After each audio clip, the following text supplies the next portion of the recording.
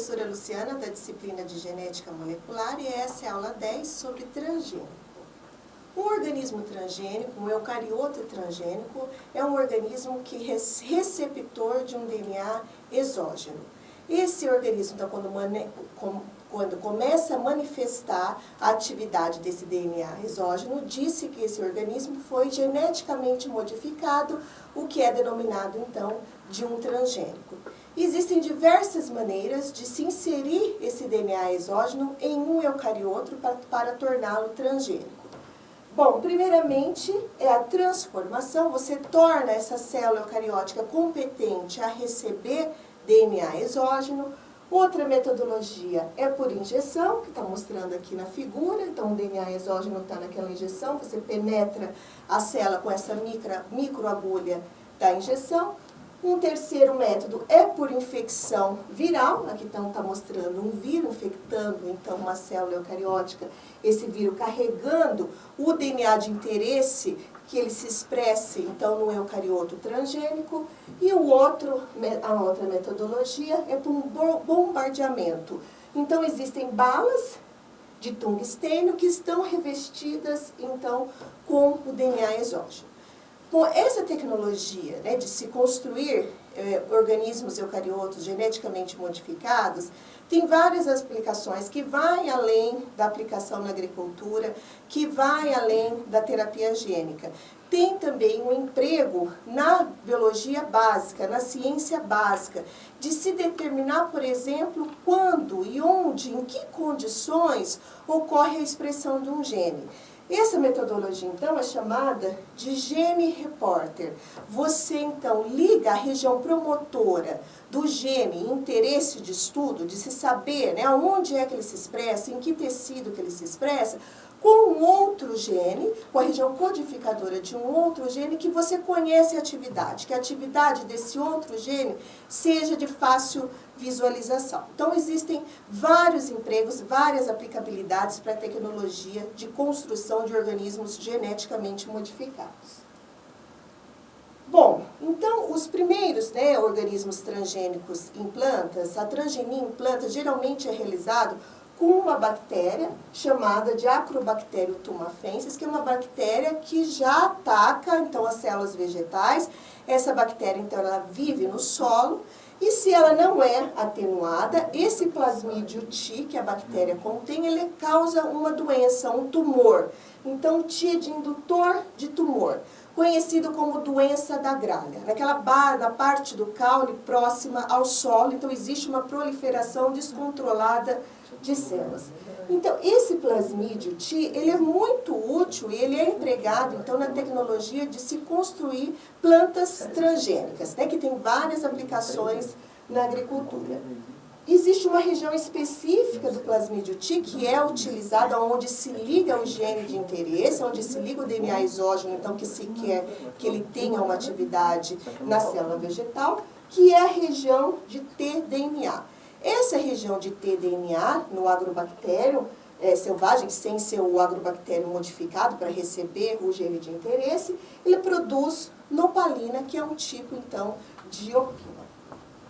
Então, aqui está mostrando, né, o agrobactério, aonde ele ocorre. Então, ele ocorre no solo. Aqui está mostrando, então, o plasmídio T, e aqui a região de tDNA que produz a opalina. E ela também é responsável, depois, quando essa bactéria infecta a célula vegetal, então ela é responsável por inserir esse DNA, o cromossomo bacteriano, no cromossomo da célula vegetal.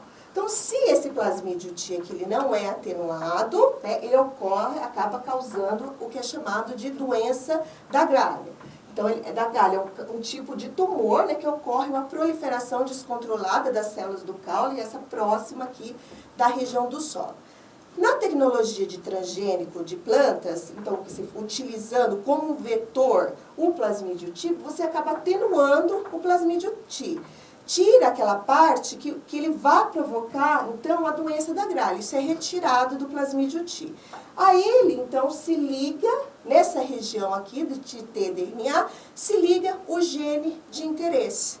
Então, um gene de interesse, também marcado com outras proteínas de resistência a antibiótico e também com proteínas de resistência à camicina. Canamicina, que só alguns tipos de células resistentes vegetais que podem, né, sobreviver e crescer nesse composto.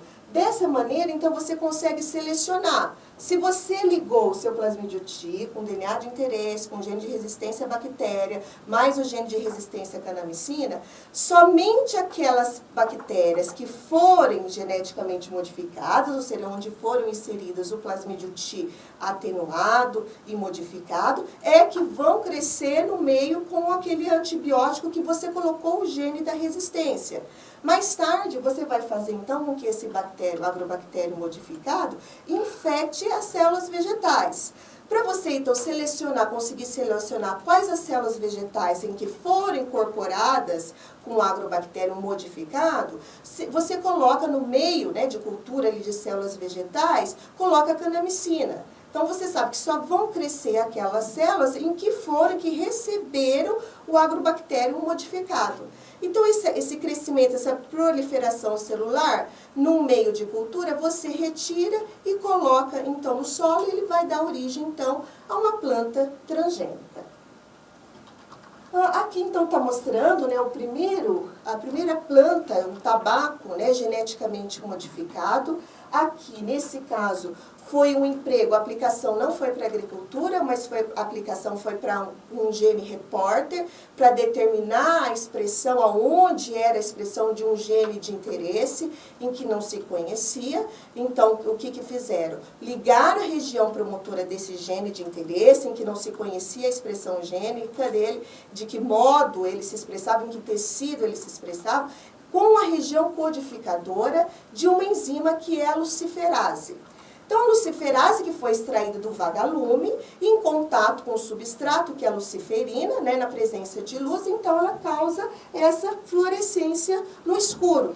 Então, dessa maneira, toda vez que esse gene que você não conhecia, onde era a expressão dele, de que modo ocorria a sua expressão, toda vez que você borrifasse essa planta, esse tabaco com luciferina, e no escuro ele brilhasse, você conseguiria ver a expressão do seu gene de interesse, porque a região promotora do gene de interesse é que estava ligado, então, à luciferase, né, que converte a luciferina, essa conversão que age sobre a luciferina, então, libera a luz e a fluorescência. Então, desse modo, foi possível determinar no tabaco qual era, aonde ocorria a expressão do gene de interesse. Bom, existe muita controvérsia, principalmente, né, com os transgênicos na agricultura. Por exemplo, né, que existe soja geneticamente modificada, soja transgênica, que é resistente ao glifosato. Então, o glifosato é uma droga, então, que acaba matando as pragas, né, que afetam essa soja. Então, o que se especula, né? Qual é a controvérsia com relação a essa soja geneticamente modificada? Será que o produto dessa resistência, então, que a planta, né, que foi geneticamente modificada, pode causar reações alérgicas? Bom, segundo as agências reguladoras, os testes mostraram que o produto gênico não causaria reações alérgicas nos indivíduos quando consumissem essa soja.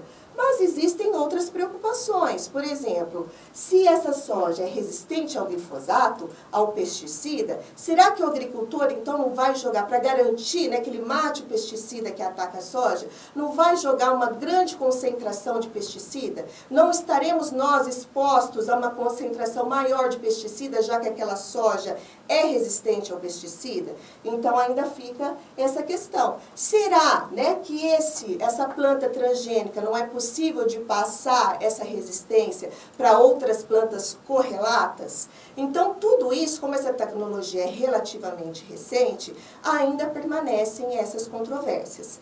Por outro lado, existem, né, plantas transgênicas que têm, cujo gene incorporado, o DNA exógeno, tem uma atividade bem específica, né? Então, além de não causar a reação alérgica, ele ainda não vai afetar outras plantas correlatas porque a ação dele é muito específica.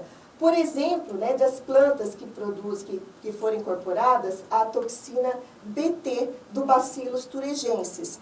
Esse Bacillus thuringiensis, ele perfura o aparelho digestivo de larvas de inseto que infectam essas plantas. Então, quando você incorpora esse DNA exógeno nessas plantas, então ele acaba sendo específico a ação de, né, existem toxinas específicas para perfurar o intestino da praga que ataca aquela plantação. Né? Por exemplo, existe uma toxina Bt específica para a broca do milho. Então, ela não vai atuar, não vai afetar os outros insetos, né, que não são pragas do milho. Ela vai atacar especificamente a broca do milho, porque ela é específica, é um gene específico, então, de perfuração do intestino da broca do milho. Bom, também além, né, das terapias gênicas, que vão ser faladas mais para frente nessa aula, existe também um emprego da tecnologia dos transgênicos na produção de fármacos. Então, quando você quer produzir uma grande quantidade de um determinado fármaco, por exemplo, do plasminogênio, que é usado então para diluir, para desfazer coágulos sanguíneos, você consegue obter uma produção intensiva, né, do plasminogênio se você inserir esse gene, por exemplo, dentro de uma célula que vai ser expressa somente no tecido mamário.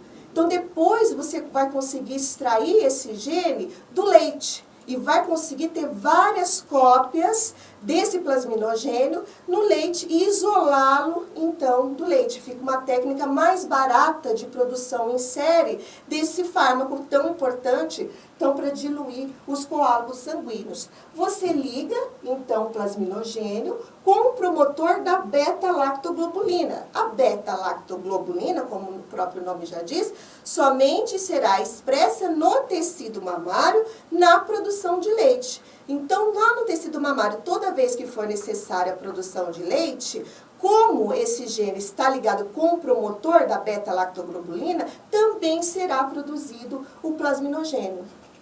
Então, aqui está mostrando, né, o gene plasmídio, então, com a região promotora da beta-lactoglobulina. Aqui, o gene de interesse, que no exemplo, então, foi o plasminogênio. Ele é inserido no planúcleo de uma ovelha, né, no embriãozinho, e depois esse embrião, então, é colocado no útero de uma ovelha. E vai gerar um zigoto, né, uma prole, que é transgênica, ou seja, que tem, então, no seu corpo, e que só vai se expressar, novamente, no tecido mamário, uma região do plasminogênio. E essa, então, o plasminogênio, toda vez que for produzido leite, também será produzido plasminogênio. Do leite, então, você consegue fracionar, separar as proteínas que são do leite e consegue separar aqui o seu gene de interesse, que no caso, no exemplo, então, foi o plasminogênio. A primeira terapia gênica, então, realizada em mamíferos, aconteceu com, vamos dizer assim, a cura dos camundongos dito anões. Os camundongos anões, então, são resultados da expressão em homozigose do alelo recessivo Little. Então, o que fizeram? Pegaram os zigotos Little, né, que se desenvolveriam em camundongos anões, aqui está mostrando a diferença, né, de tamanho de um camundongo anão para um camundongo normal. Inseriram, então, nesse zigoto Little, um gene do hormônio do crescimento, porque o Little, apesar dele ter o gene do hormônio do crescimento, esse gene não é transcrito no RNA mensageiro do hormônio do crescimento. Então, esse é o problema que faz com que esses camundongos não cresçam do tamanho dos camundongos que são selvagens. Transfere, então, a região promotora da metotilanoína, que faz com que a eliminação de metais pesados no organismo, do lado da região promotora dessa enzima, então, que promove a eliminação de metais pesados, coloca-se o hormônio, então, de crescimento. Injeta no zigoto Little e o que acontece é que algumas células, alguns zigotos serão transformados, serão, então, camundongos geneticamente modificados.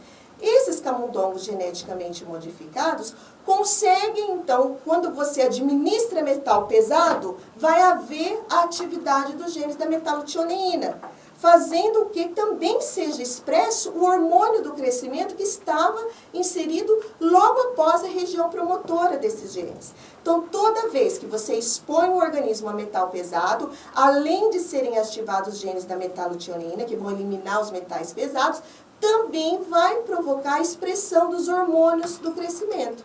Então, esses zigotos de camundongos geneticamente modificados conseguiram, então, apesar do genótipo deles ser little, né, ou seja, homozigotos para a mutação little, eles conseguiram se desenvolver do tamanho, então, dos camundongos normais, dos camundongos que são selvagens, né, que não têm esse alelo recessivo little.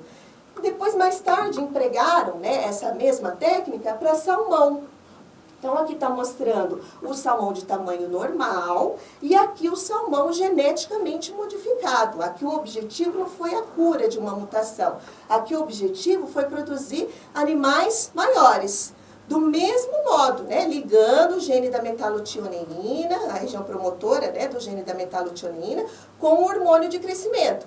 Então, expunham esses organismos, os organismos que foram geneticamente modificados, a ação, né, a metais pesados, e toda vez, então, que era expresso os genes que eliminavam os metais pesados do corpo, também eram expressos o hormônio de crescimento.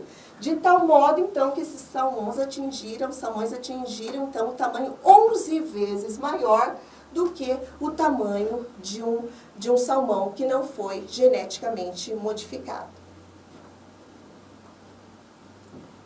E a terapia gênica, ela vem sendo também empregada em humanos, em alguns casos, né, eu vou falar aqui desses casos em que essa terapia gênica pode ser empregada em humanos, mas em humanos a terapia gênica dificilmente poderia ocorrer daquele modo, né, dos recessivos little, que eu mostrei no slide anterior, inserindo então o transgênio diretamente no zigoto, porque primeiro eu teria que conhecer se aquele zigoto tem alguma modificação, né, para que consiga curá-lo, né, entre aspas, sem modificar o genótipo desse zigoto, mas como o zigoto é uma única célula, para eu averiguar se existe essa mutação, eu destruiria essa única célula.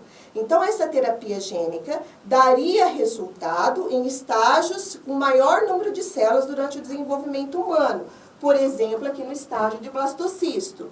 Então, com uma quantidade maior de células, é possível remover uma única célula, analisar essa célula para ver se existe alguma modificação que possa ser tratado por meio de terapia gênica, por meio de transgênico, e se se for detectada então essa mutação, aí consegue-se então inserir, né, o DNA do gene ativo, aquele DNA que é defeituoso nesse blastocisto, se insere então o DNA que não é defeituoso nesse blastocisto. Aí pode gerar então alguns setores, né, que terão então aquelas células geneticamente modificadas, que vão funcionar normalmente, suprindo então aquela deficiência determinada pelo genótipo desse blastocisto. Bom, mas até o momento, nenhuma terapia gênica, então dita germinativa, né, porque você pega ali o blastocisto em desenvolvimento, ainda foi empregada em humanos. Mas essa outra terapia gênica aqui, somática, já existem alguns exemplos, né, de se utilizar a terapia gênica em células somáticas para o tratamento ou amenização dos sintomas, né, de determinadas doenças em humanos. Então, lembrando que esse indivíduo não vai ser curado, que vai se conseguir amenizar os sintomas. O gene defeituoso continua lá, não se consegue ainda alterar o genótipo do organismo. O que se faz nesse tipo de terapia, então, é remover algumas células de um setor específico defeituoso, então não é a ação de uma doença que afeta o organismo inteiro, ela tem que afetar determinadas regiões, determinados tecidos dos organismos, retira-se essa célula e então coloca-se o DNA exógeno com o DNA funcionante, com o gene funcionante, e depois volta a inserir então no organismo. Esse organismo, quando essas células se replicarem, terão origem a setores que são transgênicos, a setores então que vão suprir a deficiência deficiência do genótipo do organismo, né, quando o genótipo era defeituoso. Então, de que maneira que podem ser inseridos, então, esse DNA exógeno em humanos, né, das terapias em humanas? Pode ser por retrovírus, então o retrovírus, porém, ele tem alguns problemas, né? Você modifica lá o retrovírus, atenua o retrovírus, que nem atenuou o plasmídio T, no caso, né, do vetor para modificação de células vegetais. Aqui também você atenua esse retrovírus para que ele só tenha a capacidade de infectar a célula, mas não de produzir os danos ao organismo. Você liga, então atenua esse retrovírus e então ele vai transcrever, né, uma transcriptase reversa vai duplicar o seu material genético de RNA em DNA e depois esse DNA viral, unido ao seu gene de interesse, ele é colocado no genoma do organismo. Bom, aí tem um problema, porque os retrovírus, né, com essa terapia, porque os retrovírus só infectam aquelas células que estão continuamente em divisão. Outro problema é que esse DNA ligado ao seu gene de interesse, a gente não se sabe em que local do genoma ele vai se inserir. Pode ser que ele se insira no meio de um outro gene. Então, ele traz, né, um gene funcional porque o indivíduo não tem o gene funcional, mas ele acaba deixando outro gene defeituoso, né, porque ele pode se inserir bem no meio de uma região gênica e aquele gene deixar de funcionar. Essa terapia, então, foi primeiramente usada como retrovírus para amenizar os sintomas de uma imunodeficiência bastante severa, que é da doença da bolha. Agora, uma tecnologia mais usada, com melhor resultado, é a inserção por adenovírus. O adenovírus, diferente dos retrovírus, infectam células que não mais se dividem. Células, então, já diferenciadas. E outra coisa, esse DNA de interesse, junto, né, com partes do adenovírus, não irá se inserir no cromossomo. Ele vai ficar como um DNA extracromossômico, sem se inserir. Então, não tem o problema da inserção causar inatividade de um outro gene.